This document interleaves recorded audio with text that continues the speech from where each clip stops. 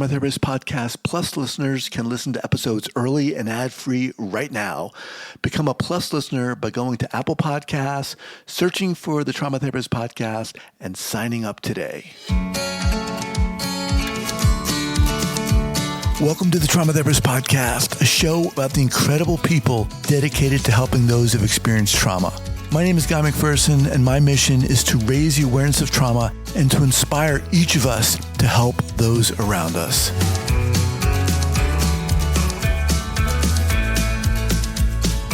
All right, Sarah, here we go. So 5, 4, 3, 2, and 1. Our folks, welcome back to the podcast. Very excited to have us back, Sara Miley. Sara, welcome. Thank you so much for having me. It's great to be here again. Awesome. So Sara is an experienced crisis advocate and an IFS-informed trauma recovery coach. Through her own learned and lived experiences, she is passionate about helping survivors find the roots of their suffering. Sara's focus is on survivors of developmental childhood trauma, attachment wounds, emotional abuse and neglect, and cPTSD. She's the owner and coach of Circle Wellspring LLC, founder and coach-sultant of the Personalized Trauma Healing System, and the host of the Trauma Survivorhood podcast. Sara, welcome back. Thank you so much. Yeah, great to be here. Yeah. So, all right, you've got a lot going on that's new, but before we kind of dive into that, I want to kind of revisit a couple of things. First of all, remind our listeners where you're from originally and where you are currently. Yeah, so I am an area. It's actually where I grew up. I've been coast to coast, lived in New York City, California. I've traveled quite a bit, but I've been back here about 8 years, at least for another few months. And then we'll see where the wind takes me this winter. It's actually going to be a big move. But yeah, for right now, I'm about a half an hour north of Boston. Okay, awesome. All right. So let's kind of before we get into the new things you have going on here, kind of want to revisit how all this started for you. Yeah, great question. So 41, almost 42 now this fall, and a lot of trauma. So I am a cPTSD survivor, which essentially means multiple types of trauma over multiple years, ranging from different time frames. And that is my story. I have started in a very dysfunctional, chaotic home. I grew up with mental illness surrounding me, with emotionally unavailable people. I went to a very religious, very strict school. I grew up in that kind of religious trauma, spiritual trauma, saw a lot of abuse in those spaces, continued on to New York City. I had my son when I was a teenager there. I've dealt with some narcissistic abuse from his father, who luckily is not super involved in our lives, but we went through some legal trauma to make sure that everyone was safe.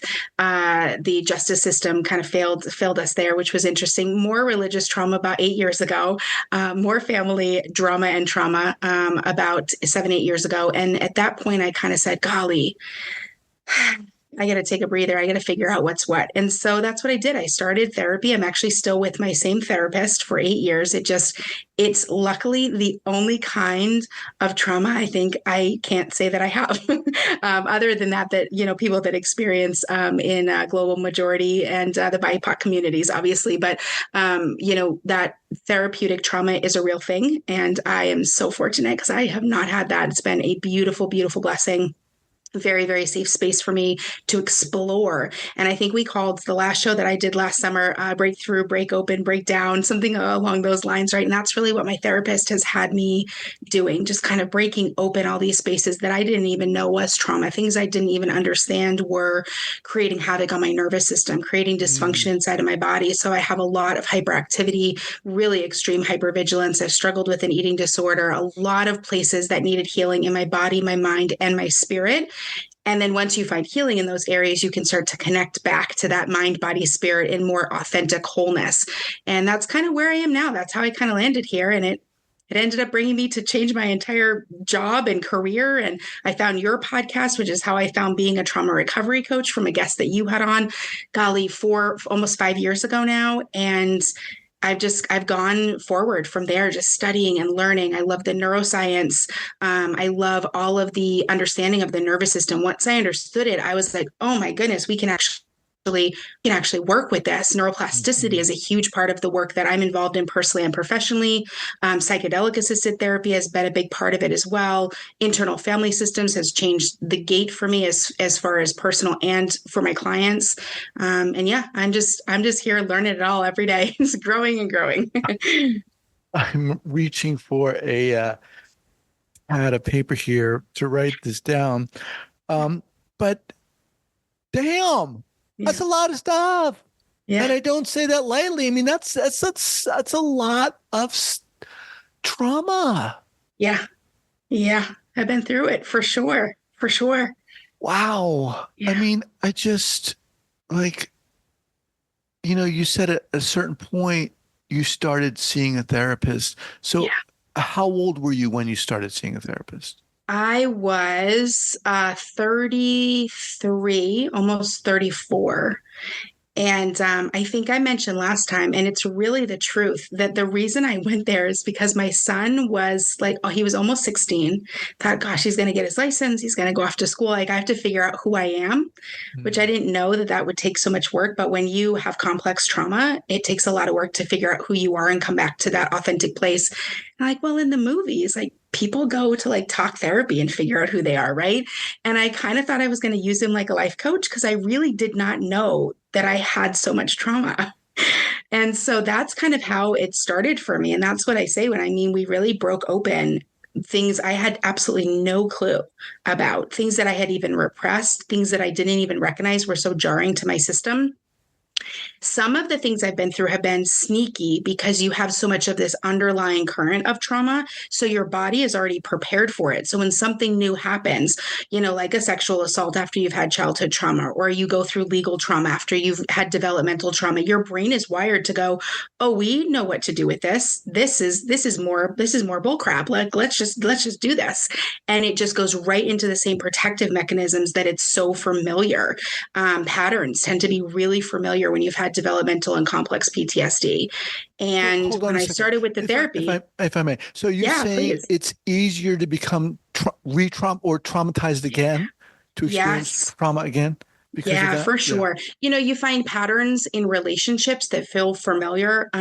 The real problem with the brain, as great as is it really loves familiar. So actually, even if something's unhealthy, like a coping skill might be unhealthy, but it's familiar and the brain knows it can get results, it doesn't really want to move out of that. So to retrain the brain that, hey, safety in a relationship, hey, boundaries, these are healthy. This is going to be good for the system.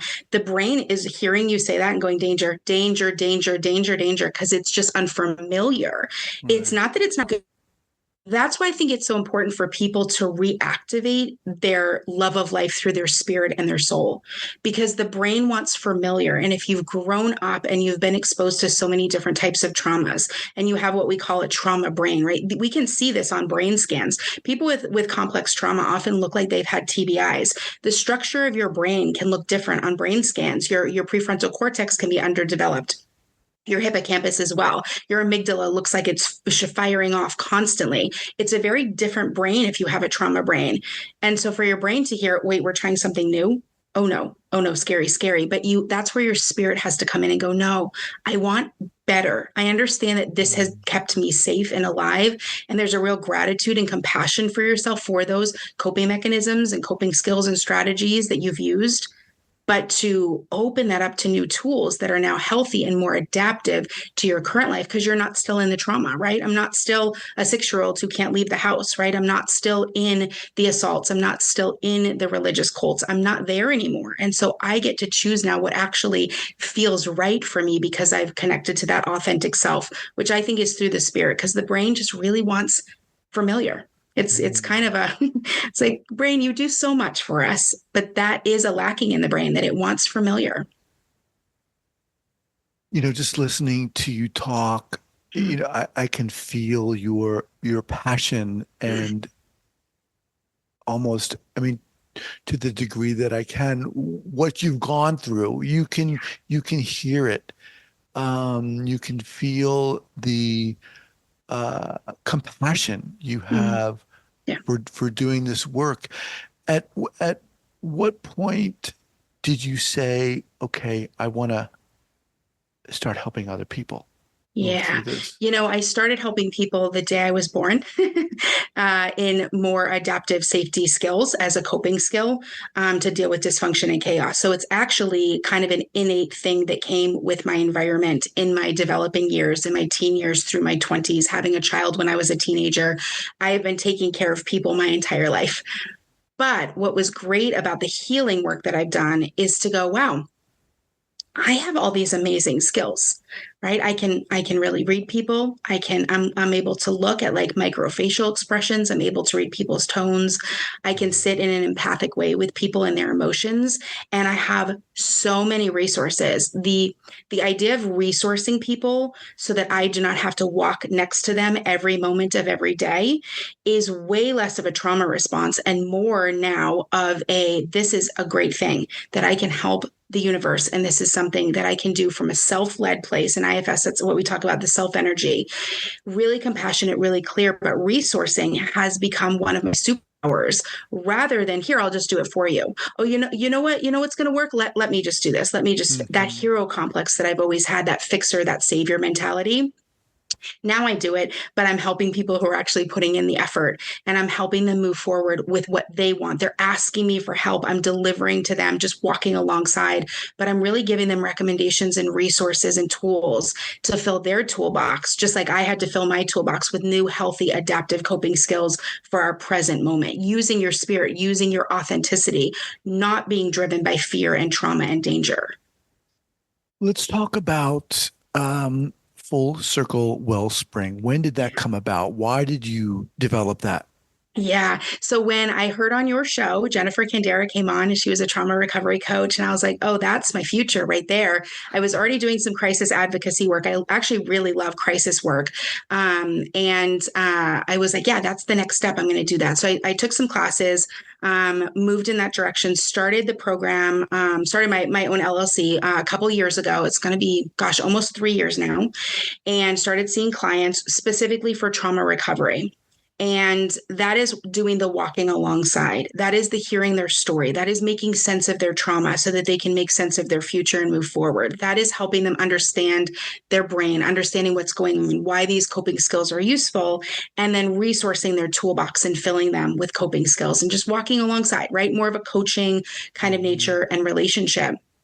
And as that moved on, shortly after I was on this show, I think, last summer, I really started almost being pregnant with these ideas of really moving into the resourcing space. So even my podcast, Trauma Survivorhood, the goal of it is to share resources. I always ask my guests what were their resources. And now my guests have often become resources themselves, authors, therapists, coaches, but what was even helpful in their healing so that now we're sharing resources.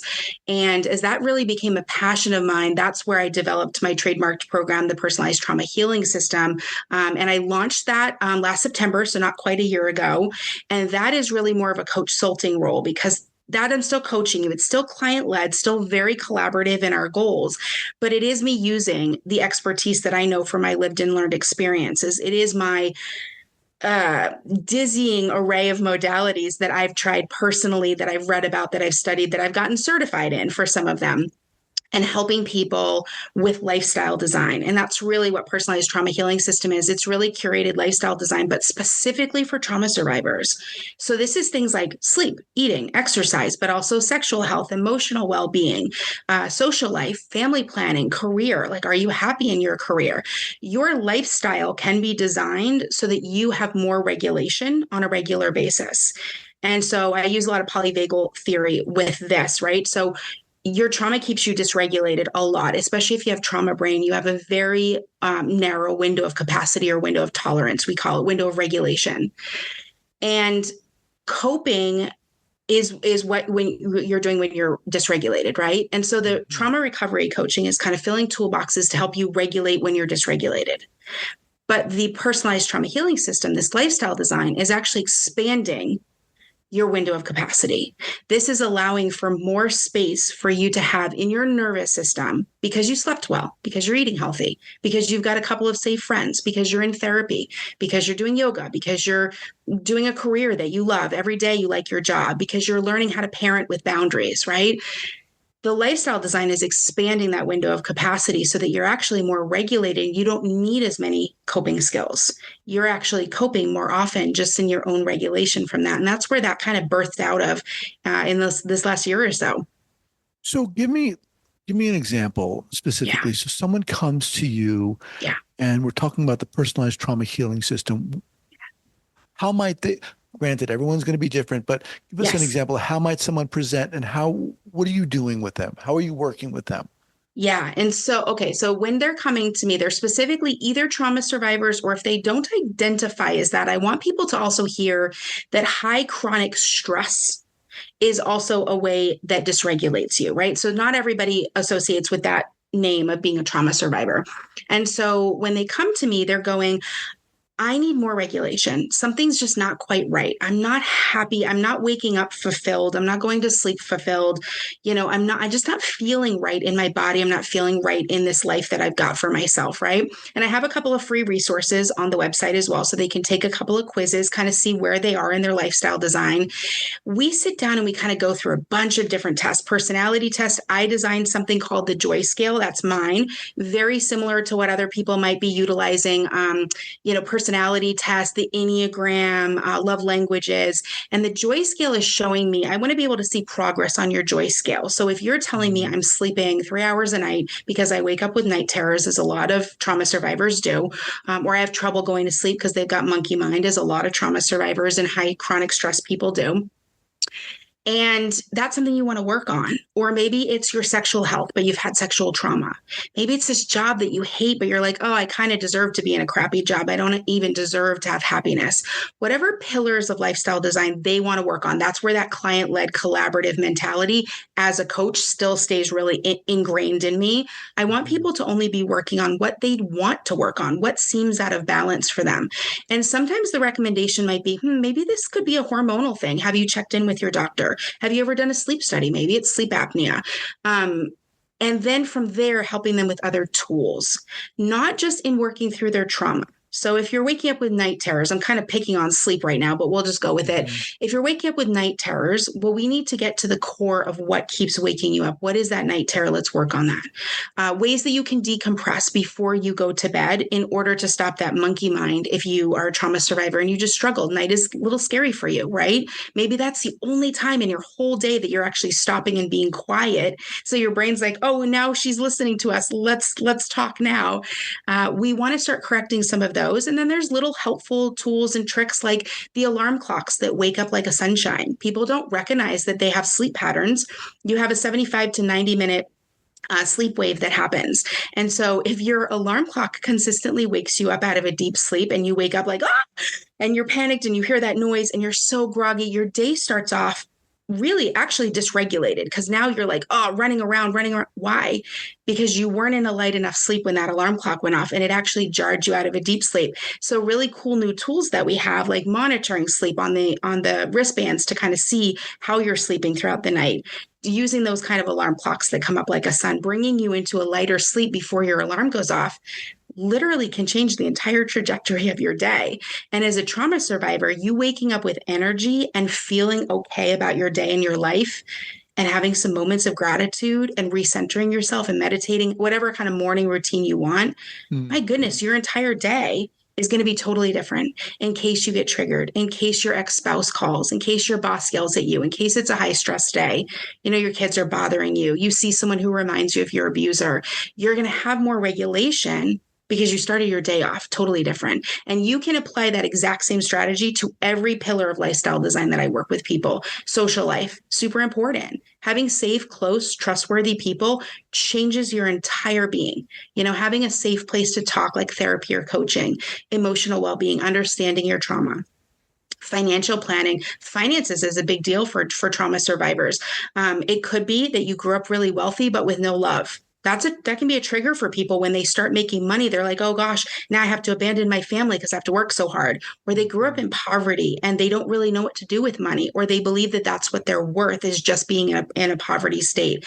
There's a lot to work through with literally just finances and helping people grow in those areas. So when people come to me, it's usually that they're just looking for more joy, more ease. They want to be able to thrive even while they're healing, because healing never ends. right?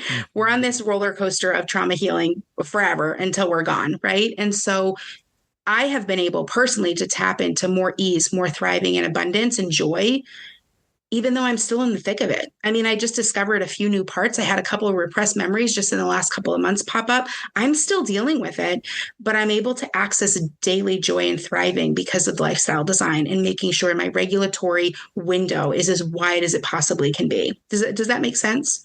It does. It makes me.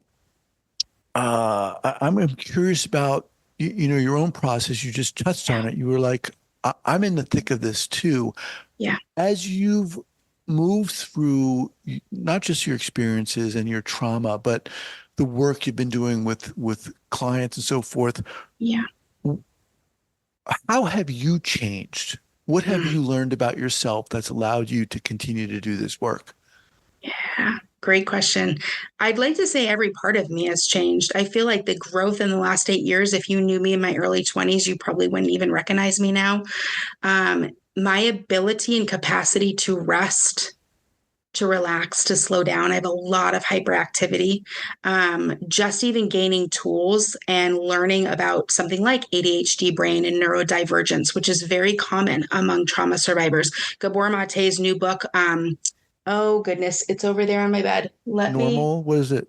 No, the mind, Scattered Minds. Is it Oh, Scattered Minds? scattered minds. Okay. Scattered Minds.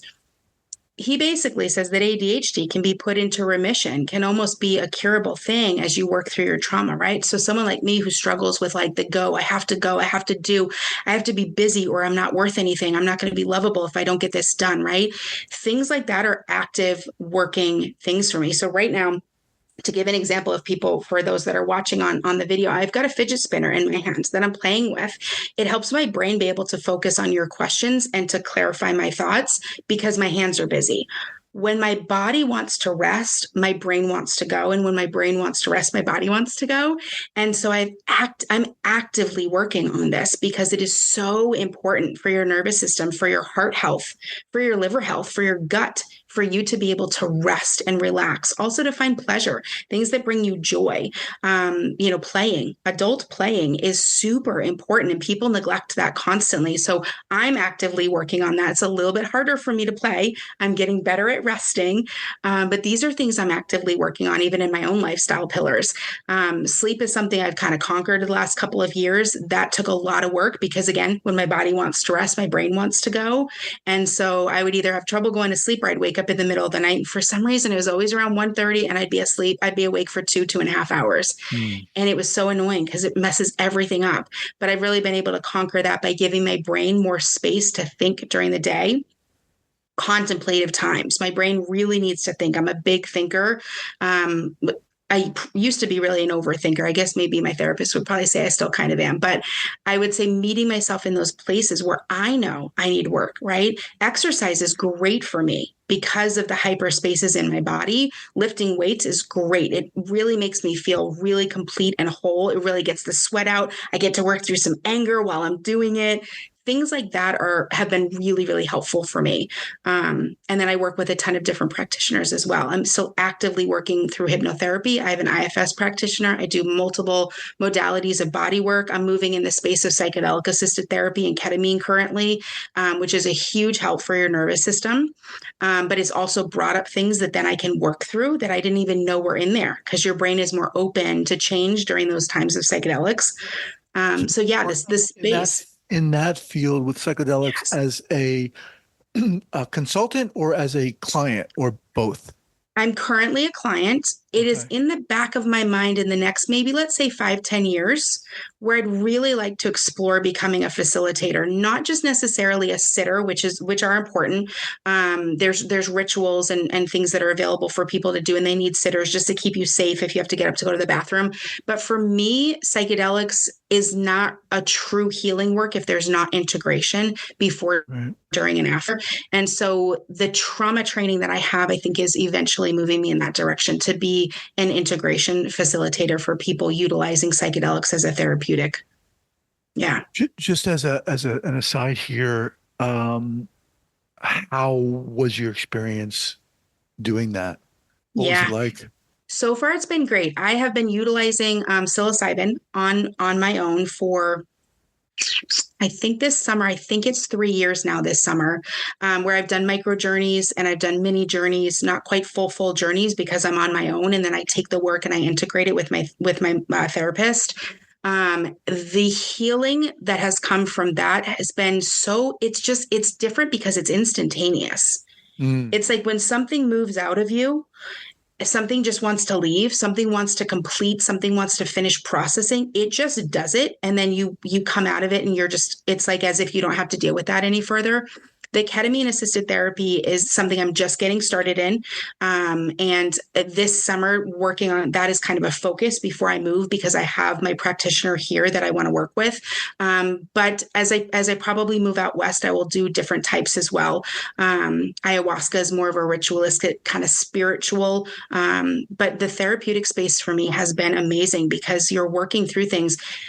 The ketamine also is known for helping with anxiety and hyperness. Mm-hmm. And I have made leaps and bounds with the ketamine that has been, I didn't even know it could happen so quickly, just in some of the rigidity of my body that just was gone when I came out.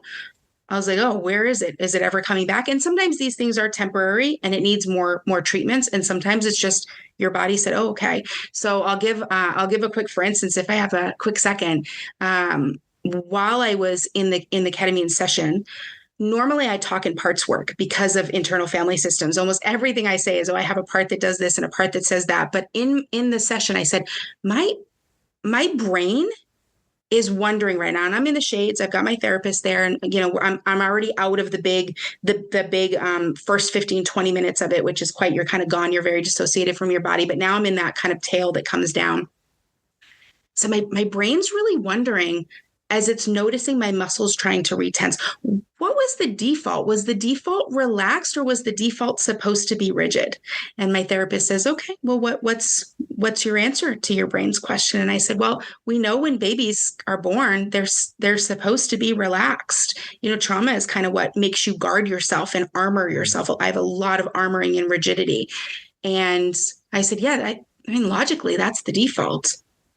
And I think truthfully in that ketamine session, that particular brain question was actually my brain going, okay, we're going back online, people. We're going back online. I've got 2 body types here, rigid or relaxed. Which is the right one? And it plugged in the right one. And so far, months later, and my whole body composition has changed. The armoring is lowered. So it's helpful. Thank you for sharing that. What's so refreshing about you, Sara, is oftentimes we talk about in this field, doing your own work and self-care. But what I find so refreshing is you're very open about your own process and your own challenges and what you're working through. And I can only imagine how engaging and welcoming that is for people who you work with. I love that. Yeah, I think it's such a different space for coaching as well, because we are so open. There's a running joke there's a Netflix special called Michael Tuesdays and Thursdays. He's been at his therapist twice a week for 15 years. He finds out later his therapist is writing a secret book about him. It's a very, very funny, it's a short little series, maybe 8 or 10 episodes. And he says to his friend in an episode, he goes, what's so weird? This guy knows everything about me. And I don't even know his birthday. And also, wouldn't it be weird if he had a birthday? And I went into my therapist and I told him this and I said, it would be weird to me for some reason if you had a birthday. Like, that's so weird. But in the coaching world, we are more open with our personal story. It is more hands-on. If my client's going through something, I will be like, oh my God, I know exactly how that feels. God, I've gone through that. Now, I'm not going to get into it in the middle of their session and then they're going to be caretaking me. But the ability to connect with someone relationally, I always say, well, I think everybody always says this. Relational trauma happens when relationships are supposed to be safe, a caretaker, someone who's supposed to be an authority, and they break down and they abuse that power, that relationship, right? Relational trauma really needs to heal inside of relationship. And so when I can offer bits of myself, that for me allows people to be able to relate to me. And if they can feel safer in my presence because of it, it's so worth it. So yeah, thanks for naming that. Yeah. All right, Sarah. We didn't even talk about your podcast, the Trauma Survivorhood podcast, but we'll have that linked up here at the show notes page at the traumatherapistpodcast.com. So what's the best way for people to reach out and contact you and learn about everything you have going on? Yeah, easiest way is going to be fullcirclewellspring.com. All one word, Full Circle Wellspring. That has my bio on it. It has ways to work with me. It has info about the personalized trauma healing system. There's going to be the free quizzes that are available there. Not only if you want to work with me solo, there's also workshops that I offer, usually monthly, and those are really inexpensive for an hour and a half. Get some psych ed, get some nervous system education. Like this summer, we're talking a lot about navigating difficult relationships, just some skills and techniques, right? Quick little 60, 90-minute workshops that are available for $10, $15 per person. It's going to have all the info about the podcast there, all of my socials. I'm on Instagram and Facebook and all the things. So yeah, they can find everything there. Awesome. Look, so glad I reached out to you and so glad you were willing to come back on. Thank you so much, Sarah. Yeah, awesome. Thank you. Thank you for the work that you do. I wouldn't be here without Guy McPherson. So thank you so much for being who you are and doing what you do. Thank you. Well, I appreciate you saying that. All right. Take care. Bye-bye.